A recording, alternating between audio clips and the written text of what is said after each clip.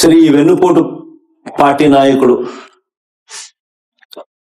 చంద్రబాబు నాయుడు గారు, ఈ వెన్నుపోటు పార్టీ నాయకుడు చంద్రబాబు నాయుడు గారు మాత్రం ఇలాంటి పరిస్థితి ఉంది అని గుర్తించడానికి కూడా ఈ మనిషి ఇష్టపడడం లేదు.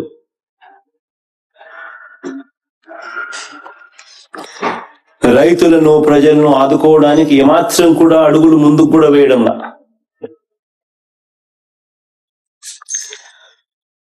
రాష్ట్రంలో దాదాపుగా ఈ ఖరీఫ్ పంట సాగు చూస్తే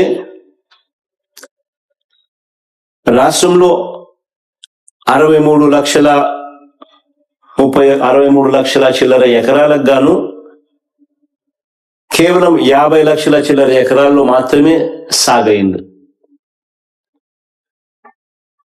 దాదాపుగా 80% మాత్రమే సాగు నమోదు చేసిన పరిస్థితులు కనిపిస్తా ఉన్నాయి.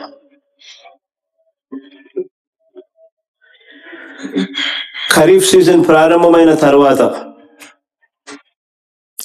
ఇక్కడ వెరీ ఇంపార్టెంట్ పాయింట్ అందరూ కూడా గమనించమని కోరుతా ఉన్నా. ఖరీఫ్ సీజన్ ప్రారంభమైన తర్వాత, అంటే జూన్ లో ఖరీఫ్ సీజన్ స్టార్ట్ అవుతుంది. ఖరీఫ్ సీజన్ ప్రారంభమైన తర్వాత కూడా మధ్యలో జూలై 10న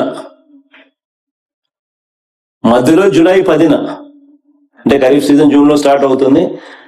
ఖరీఫ్ సీజన్ ప్రారంభమైన తర్వాత జూలై 10న ఖరీఫ్ సీజన్ మధ్యలో జూలై 10న పంటలకు నీళ్లు ఇస్తామనంటూ ఇదే ప్రకాశం బ్యారేజ్ లాకుల వద్ద నీళ్లు విడుదల చేస్తున్నట్లుగా పోజులు ఇచ్చి ఫోటోలు దిగి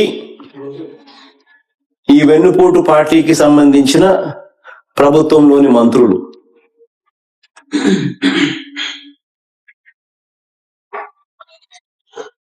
ఈ మాదిరిగా పబ్లిసిటీ స్టంట్ చేశారు.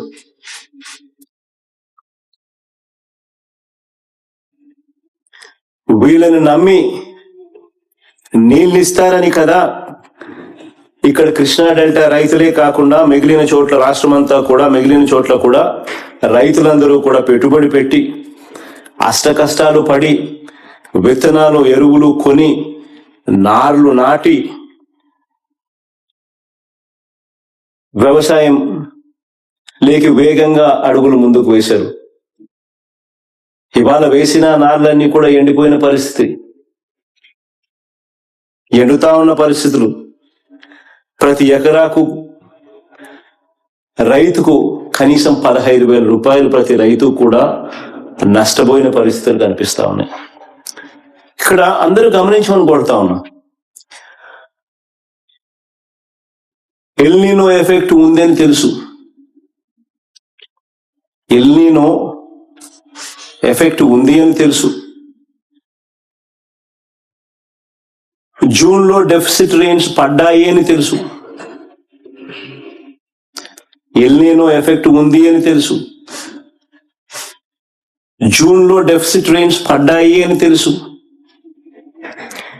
జూలై 10 నాటికి జూన్ లో 25% డెఫిసిట్ అని తెలుసు. జూలై 10 నాటికి జూలై నెలలోనే 66% డెఫిసిట్ అని కూడా తెలుసు. మరి ఇలాంటి పరిస్థితుల్లో వీళ్ళు పోజులు ఇచ్చి అటు చూడ మాటలు కూడా అలా గజెట్ పేపర్ ఈనాడులో రాసిన మాటలు కూడా వీళ్ళు ఏమన్నారంటే, ప్రతి ఎకరాకు కాలువ చివరి వరకు నీరు ఇవ్వడానికి చంద్రబాబు సంకల్పించాడు అని చెప్పి.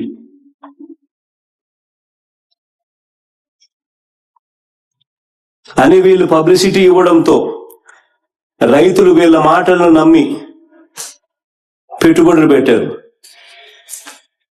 ఈరోజు రైతులు నష్టపోతా ఉన్నారు.